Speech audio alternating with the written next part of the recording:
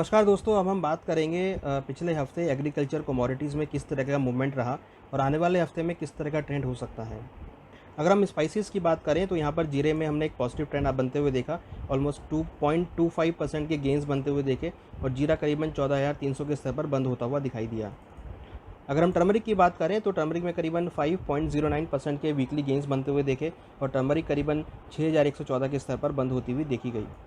वहीं अगर हम कोरिएंडर धनिया की बात करें तो यहाँ पर हमने करीबन 2.56% के गेंस बनते हुए देखे और करीबन 6,888 के स्तर पर कोरिएंडर में बढ़त बनते हुए देखी।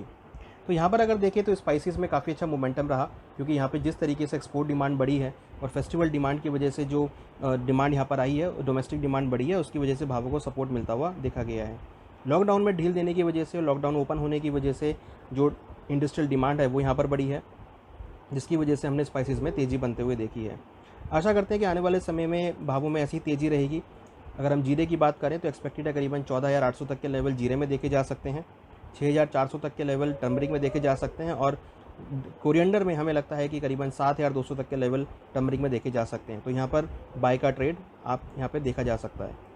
वहीं अगर हम ग्वार सीड ग्वारगम की बात करें तो यहाँ पर भी हमने अच्छे पॉजिटिव ट्रेंड बनते हुए देखा।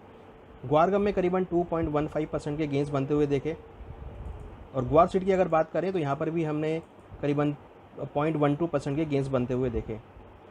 ग्वार सीड ग्वारगम के अंदर देखें तो क्योंकि राजस्थान के कुछ एरिया में भी ड्रॉट की सिचुएशन बनी हुई है, उसकी वजह से जो सपोर्ट मिला है और साथ में जो डोमेस्टिक डिमांड टेक्सटाइल इंडस्ट्री से मिली है, गम इंडस्ट्री से डिमांड बढ़ी है, उसकी वजह से भावों को यहाँ पर सपोर्ट मिलता हुआ दिखाई दिया है।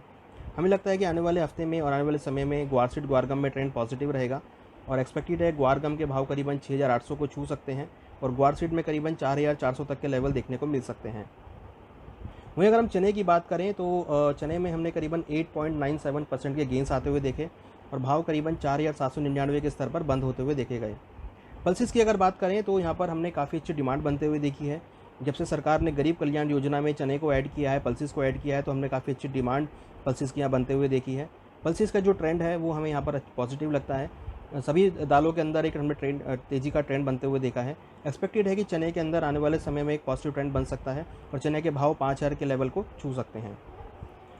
वहीं अगर हम एडिबल ऑयल्स की बात करें, खाद्य तेलों की बात करें, तो यहाँ पर भी हमने तेज़ी का इजाफा बनते हुए देखा है। सोयाबीन के भाव हमने करीबन 5.53% के गेंस बनते हुए देखे और करीबन 4,000 के ऊपर मार्केट 4,008 के स्तर पर बंद होते हुए देखा गया। जिस तरीके से हमने राजस्थान में ड्रॉट आते हुए देखा है, वहीं हमने महाराष्ट्र और मध्य प्रदेश में बाढ़ की स्थिति बनते हुए देखी है, जिससे काफ़ी क्रॉप को नुकसान होते हुए देखा गया है। हमने देखा है कि बाढ़ आने की वजह से, पानी भरने की वजह से क्रॉप को नुकसान हुआ है, जिसकी वजह से हमने पूरे ही एडिबल ऑयल में तेज़ी बनते हुए देखी है। हालांकि इस बार जो आयात है वो काफ़ी कम रहा है, मगर इस बार जो डोमेस्टिक मिलर्स की डिमांड है उस और क्रॉप ख़राब होने की वजह से भावों को सपोर्ट मिलता हुआ दिखाई दिया है। तो सोयाबीन के अंदर हमें लगता है कि आगे भी ट्रेंड थोड़ा पॉजिटिव रहेगा और एक्सपेक्टेड है करीबन 4,200 तक के लेवल सोयाबीन में देखे जा सकते हैं। वहीं अगर हम सरसों की बात करें तो सरसों के अंदर हमने तेज़ी का ट्रेंड बनते हुए देखा। भाव करीबन 0.40% की तेज़ी के साथ 5,231 के स्तर पर बंद होते हुए देखे गए। यहाँ पर हमने देखा है फेस्टिवल डिमांड बढ़ने की वजह से और अराइवल कम होने की वजह से भावों को सपोर्ट मिला है। हालांकि हमने देखा है कि RM सीड ने इस साल काफ़ी अच्छा परफॉर्म किया है और हमें लगता है कि आने वाले समय में भी ऐसी परफॉर्मेंस यहाँ पर देखने को मिल सकती है, क्योंकि जो डोमेस्टिक डिमांड है वो यहाँ पर बढ़ी है और इंपोर्ट कम होने की वजह से सरसों के ऊपर काफ़ी आत्मनिर्भरता यहाँ पर बनती हुई दिखाई दी है। हमें लगता है कि यहाँ पे भावों में एक तेज़ी का ट्रेंड बन सकता है और भाव करीबन 5,400 5,500 तक के लेवल को छू सकते हैं। तो कहीं ना कहीं अगर देखें तो खाद्य तेलों में भी ट्रेंड यहाँ पर पॉजिटिव बनता हुआ देखा गया है।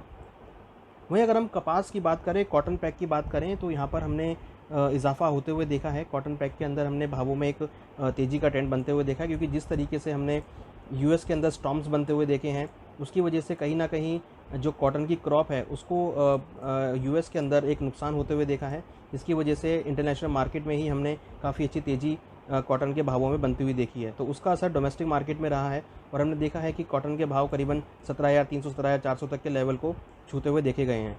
तो अगर हम ओवरऑल देखें तो कॉटन के भाव और कपास के भावों में तेज़ी का ट्रेंड बना है। हमें लगता है कि छोटी अवधि में कॉटन के भावों में तेज़ी रहेगी, कपास के भावों में तेज़ी रह सकती है और कॉटन के भाव एक्सपेक्टेड है करीबन 17,800 से लेकर 18,000 तक के लेवल को आने वाले समय में छू सकते हैं। तो ओवरऑल अगर हम देखें तो पूरे ही एग्रीकल्चर पैक में एक ट्रेंड पॉजिटिव बना है, जहाँ पर खरीदारी का ट्रेड कर सकते हैं। तो स्पाइसेस के अंदर, पल्सेस के अंदर, एडिबल ऑयल के अंदर और कपास के अंदर आने वाले हफ्ते के लिए खरीदारी का ट्रेड बनाया जा सकता है।